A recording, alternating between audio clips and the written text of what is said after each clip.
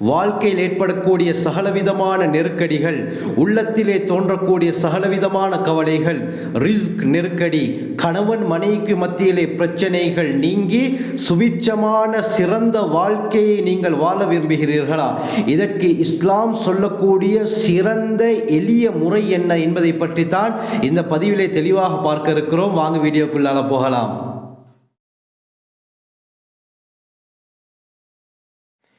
அல்ஹம்துலில்லாஹி ரப்பில் ஆலமீன், அஸ்ஸலாத்து வஸ்ஸலாமு அலா ரசூலில்லாஹி அம்மா பஅத். கண்ணியத்திற்குரிய இறைவனின் நல்லடியார்களே, அல்லாஹ்வின் சாந்தியும் சமாதானமும் என்றென்றும் உங்கள் மீது உண்டாவதாக. இந்த உலகத்திலே பிரச்சனைகள், நெருக்கடிகள், கவலைகள் இல்லாத மனிதர்கள் யாரும் கிடையாது.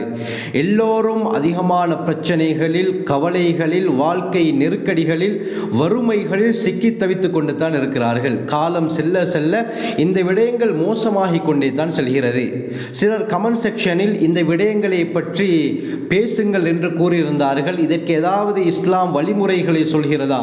பிரச்சனைகள் நீங்குவதற்கு, கணவன் மனைவிக்கு மத்தியில் இருக்க கூடிய அந்த புரிந்துணர்வு, விட்டு கொடுப்போ, அன்பு அதிகரிப்பதற்கு இஸ்லாம் ஏதாவது வழிமுறைகளை சொல்கிறதா? நாம் சரியான முறையிலே கஷ்டங்களை அனுபவித்துக் கொண்டிருக்கிறோம். இந்த கஷ்டங்கள், நெருக்கடிகள் நீங்குவதற்கு வழிமுறைகள் இருக்கிறதா என்று கேட்டார்கள்.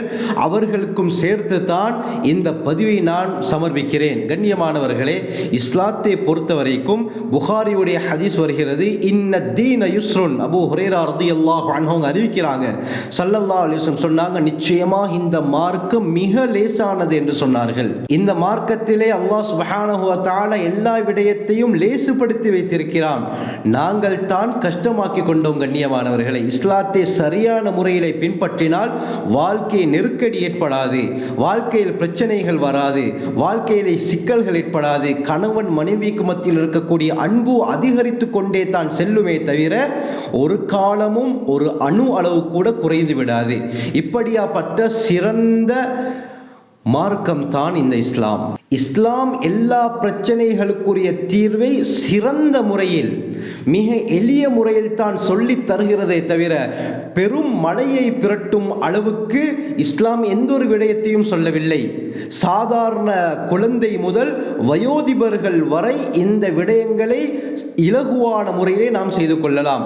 அந்த அடிப்படையில் வாழ்க்கை நெருக்கடி நீங்குவதற்காக, சகலவிதமான கவலைகள் உள்ளத்திலிருந்து நீங்குவதற்காக, ரிஸ்க் விஸ்தீர்ணமாகுவதற்காக வேண்டி ரசூலுல்லாஹி ஸல்லல்லாஹு அலைஹி வஸல்லம் அவர்கள் ஒரு ஆச்சரியமான அமலை சொல்லி தந்திருக்கிறார்கள். இந்த அமலை யார் வேண்டுமானாலும் எப்பொழுது வேண்டுமானாலும் செய்ய முடியும். அப்படியாப்பட்ட ஆச்சரியமான அமல் தான் இது. இப்னு மாஜாவிலே வரக்கூடிய 3819வது ரிவாயத், அப்துல்லா பின் அப்பாஸ் ரலியல்லாஹு அன்ஹு அறிவிக்கிறாங்க, ரசூலுல்லாஹி ஸல்லல்லாஹு அலைஹி வஸல்லம் சொன்னார்கள், மன் லஸிமல் இஸ்திக்ஃபார, யார் இஸ்திக்ஃபாரை பற்றி பிடித்துக் கொள்கிறாரோ, இஸ்திக்ஃபாரை, பாவ மன்னிப்பை யார் பற்றி பிடித்துக் கொள்கிறாரோ, அல்லாஹ் சுப்ஹானஹு வ தஆலா அவருக்கு 3 விதமான பாக்கியங்களை கொடுக்கிறான் என்று சொன்னார்கள். சுப்ஹானல்லாஹ். இஸ்திக்ஃபார் என்றால் என்ன கண்ணியமானவர்களே? நாம் செய்த தவறுக்காக வேண்டி அல்லாஹ்விடத்திலே பாவ மன்னிப்பு கோருவது. இதற்கு பல வார்த்தைகளை இஸ்லாம் கற்றுத் தருகிறது. அஸ்தக்ஃபிருல்லாஹ் என்று சொல்ல முடியும், ரப்பிக்ஃபிர்லி என்று சொல்ல முடியும், லா ஹவுல வலா குவத இல்லா பில்லாஹ் என்று சொல்ல முடியும், லா இலாஹ இல்லா அன்த சுப்ஹானக இன்னி குன்து மினல் ஸாலிமீன் என்ற வார்த்தைகள் எல்லாம் இஸ்திக்ஃபாருக்குள்ளால் அடங்கும். ஏதாவது ஒரு இஸ்திக்ஃபாரை நாங்கள் வழக்கமாக்கி கொள்ள வேண்டும். நபி அவங்க என்ன சொன்னாங்க? யார் இந்த இஸ்திக்ஃபாரை பற்றி பிடித்துக் கொள்கிறாரோ, வாழ்க்கையிலே தொடர்ச்சியாக செய்கிறாரோ, 3 பாக்கியங்களை அல்லாஹ் கொடுக்கிறான். அந்த பாக்கியங்கள் என்ன? முதலாவது, ஜஅலல்லாஹு லஹு மின் குல்லி ஹம்மின் ஃபரஜா. சுப்ஹானல்லாஹ். சகலவிதமான கவலைகளை விட்டு வெளியேறக்கூடிய பாதையை அல்லாஹ் காட்டுகிறான் என்று நபி அவங்க சொன்னாங்க. மின் குல்லி ஹம்மின் நகிராவாக நபி அவர்கள் பாவித்திருக்கிறார்கள். அதாவது சகலவிதமான கவலைகள், அது உள்ளத்தில் ஏற்படக்கூடிய கவலையாக இருக்கலாம், அல்லது வெளிரங்கத்தில் ஏற்படக்கூடிய கவலைகளாக இருக்கலாம், மனைவி மூலமாக ஏற்படக்கூடிய கவலைகளாக இருக்கலாம், பிள்ளைகள் மூலமாக, பெற்றோர்கள் மூலமாக, உறவினர்கள் மூலமாக, நண்பர்கள் மூலமாக, சமூகத்தார் மூலமாக ஏற்படக்கூடிய எப்படியாப்பட்ட கவலையாக இருந்தாலும் சரி, அது சின்னஞ்சிறிய கவலையாக இருந்தாலும் சரி, பெண்ணாம் பெரிய கவலையாக இருந்தாலும் சரி, அதிலிருந்து நீங்கக்கூடிய வழியை அல்லாஹ் ஏற்படுத்துகிறான் என்று ரசூலுல்லாஹி ஸல்லல்லாஹு அலைஹி வஸல்லம் சொன்னார்கள். எவ்வளவு நேரம் செல்லும் கண்ணியமானவர்களே இந்த இஸ்திக்ஃபார் செய்வதற்கு. இரண்டாவது நபி அவங்க சொன்னாங்க, வமின் குல்லி தீக்கின் மஹ்ரஜா, வாழ்க்கை நெருக்கடி, சகலவிதமான நெருக்கடிகளை விட்டு வெளியேறக்கூடிய பாதையை அல்லாஹ் காட்டுகிறான் என்று ரசூலுல்லாஹி ஸல்லல்லாஹு அலைஹி வஸல்லம் சொன்னார்கள். இன்று வாழ்க்கை நெருக்கடி இல்லாத மனிதர்கள் யார் இருக்கிறார்கள்?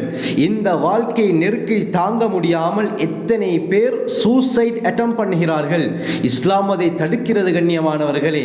இந்த இஸ்திக்ஃபாரை தொடர்ச்சியாக நாம் செய்யும் பொழுது வாழ்க்கை நெருக்கடியை அல்லாஹ் படிப்படியாக இல்லாமலாக்கி நிம்மதியான வாழ்க்கையை வாழ வைப்பான். இந்த இஸ்திக்ஃபார் என்பது அனுபவபூர்வமான அமல் கண்ணியமானவர்களே. நான் கண்ட அனுபவம் இந்த இஸ்திக்ஃபாரின் மூலமாக. இதை தொடர்ச்சியாக செய்யும் பொழுது அல்லாஹ் எல்லா விதமான பிரச்சனைகளையும் இல்லாமலாக்கி விடுகிறான். மூன்றாவது ஸல்லல்லாஹு அலைஹி வஸல்லம் சொன்னாங்க, வரஸகஹு மின் ஹைது லா யஹ்தஸிப், நினையா புறத்தால் அல்லாஹ் இவருக்கு ரிஸ்க் அளிப்பான் என்று ஸல்லல்லாஹு அலைஹி வஸல்லம் சொன்னார்கள். ரிஸ்க் என்பது கண்ணியமானவர்களே சாப்பாடு மட்டும் கிடையாது, குடிப்பானம் மட்டும் கிடையாது. இதற்குள்ளால் சாப்பாடும் வரும், குடிப்பானங்களும் வரும், ஆடைகளும் வரும், மனிதனுக்கு தேவையான சகல விடயமும் இந்த ரிஸ்க் என்ற வார்த்தைக்குள்ளால் வரும். அது சிறந்த மனைவியாக இருக்கலாம், சிறந்த குழந்தைகளாக இருக்கலாம், சிறந்த வியாபாரமாக இருக்கலாம், உடல் ஆரோக்கியமாக இருக்கலாம், கடன் இல்லாத வாழ்க்கையாக இருக்கலாம், நோய் இல்லாத வாழ்க்கையாக இருக்கலாம். எல்லா விடயமும் இந்த ரிஸ்க் என்ற வார்த்தைக்குள்ளால் உள்ளடங்கும். நபி அவங்க சொன்னாங்க, நினையா புறத்தால் அல்லாஹ் இவருடைய சகல தேவைகளையும் நிறைவேற்றுகிறான் என்று சொன்னால் எப்படியாப்பட்ட ஒரு அமலாக இருக்கும் கண்ணியமானவர்களே. அனுபவபூர்வமான அமல். கட்டாயம் இதை இன்றிலிருந்து செய்வதற்கு முயற்சி செய்யுங்கள். நான் செய்த, நான் அனுபவத்தில் கண்ட ஒரு அமலை உங்களுக்கு நான் சொல்கிறேன்.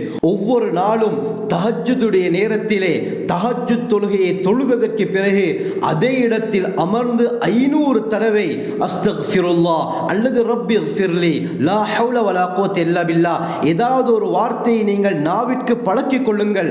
இந்த இஸ்திக்ஃபாரை அதே இடத்தில் அமர்ந்து 500 தடவை செய்யுங்கள். நிச்சயமாக உங்களுடைய வாழ்க்கையில் எந்த அளவுக்கு மாற்றங்கள் ஏற்படுகிறது என்பதை நீங்களே உணர்வீர்கள்.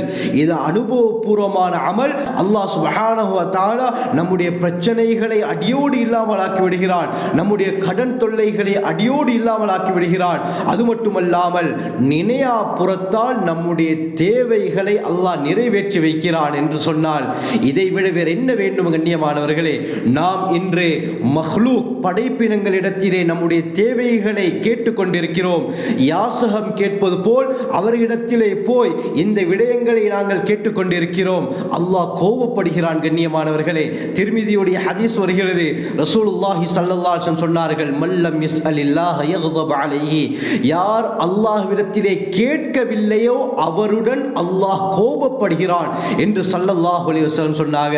கேட்பதற்கு சகல தகுதி அல்லாஹ் தஆலா மட்டும் தான் கண்ணியமானவர்களே. அவனை விட்டுவிட்டு அடைக்கப்பட்ட வாசல்களை தட்டுவதில் என்ன நியாயம் இருக்கிறது?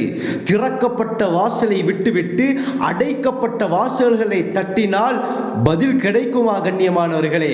ஒரு காலமும் கிடைக்காது. அதனால் இந்த அமலை வாழ்க்கையிலே நீங்கள் தொடர்ச்சியாக செய்வதற்கு முயற்சி செய்யுங்கள். எந்த பிரச்சனையில் இருக்கக்கூடிய மனிதரும் இந்த இஸ்திக்ஃபாரை தொடர்ச்சியாக செய்யும் பொழுது அந்த பிரச்சனையை அல்லாஹ் நீக்கி வைக்கிறான். ஆகவே நாம் நம் வாழ்வை சிறந்த முறையில் அமைத்துக் கொள்ள வல்ல அல்லாஹ் நம் அனைவருக்கும் கிருபை செய்வானாக. ஜஸாக்குமுல்லாஹு கைர். வாஹிரு தஅவானா அல்ஹம்துலில்லாஹி ரப்பில் ஆலமீன்.